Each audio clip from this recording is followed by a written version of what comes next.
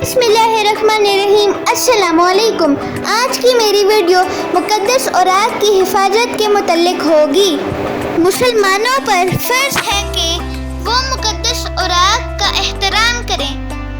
آج کل کے دور میں جلد بازی اور بے احتیاطی کی وجہ سے لوگوں کا رجحان اس اہم موضوع سے ہٹتا جا رہا ہے۔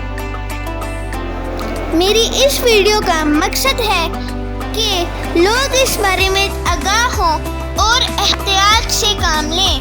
اخبارات کے اسلامی صفحات کی ردی میں فروخت پر سخت پابندی عائد ہونی چاہیے۔ ضعیف قرآنی نسخے مسجد میں رکھوائے جائیں۔ مقدس اوراق کے لیے مساجد اور اپنے علاقوں میں ڈبے بنائے جائیں جہاں لوگ انہیں بحفاظت رکھ سکیں۔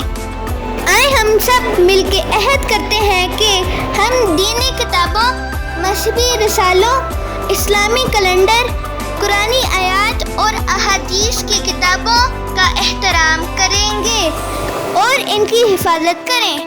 یہ تھی میری آج کی ویڈیو۔ امید ہے کہ یہ آپ کو اچھی لگی ہو۔ لائک، سبسکرائب اور شیئر کرنا نہ بھولیے گا۔ شکریہ۔